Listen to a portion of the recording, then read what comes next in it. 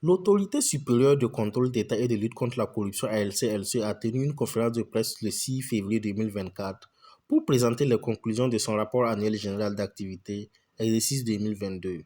Dans ce rapport figurent les résultats des audits menés dans 21 ministères et institutions pour les exercices budgétaires 2020 et 2021.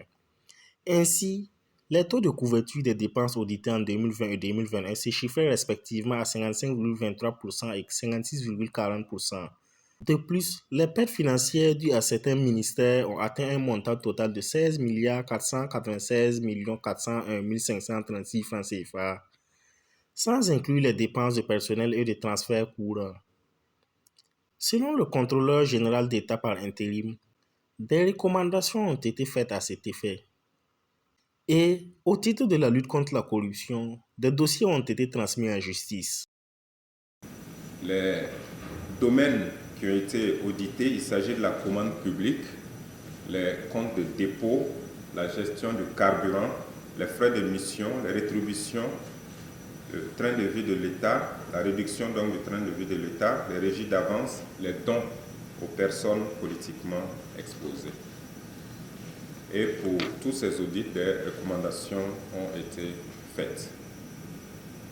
Au titre de la lutte, des investigations, 30 dossiers ont été transmis en justice concernant des agents publics, toutes catégories confondues, depuis les agents jusqu'aux ministres.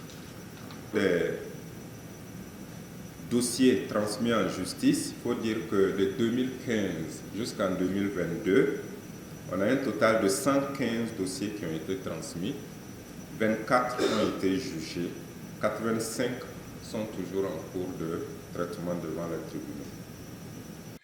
Un point crucial de ce rapport a été la révélation d'irrégularités au ministère de la Défense et des anciens combattants, mettant en évidence des conflits d'intérêts dans l'attribution de contrats de fourniture et de problèmes de gestion matérielle des stocks d'armement, munitions et optiques.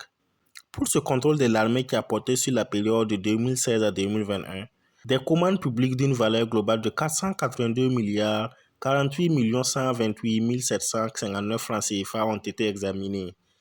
Et sur 14 contrats d'un montant de 83 507 507 233 francs CFA, 8 contrats d'un montant de 75 106 677 520 francs CFA, soit un taux de 89,94%, ont été attribués à plusieurs entreprises appartenant à une même personne physique.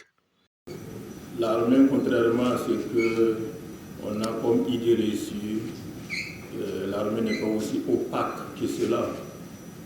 L'armée est une institution de l'État et n'échappe pas aux règles qui sont mises en place pour encadrer la gestion financière et toute autre gestion.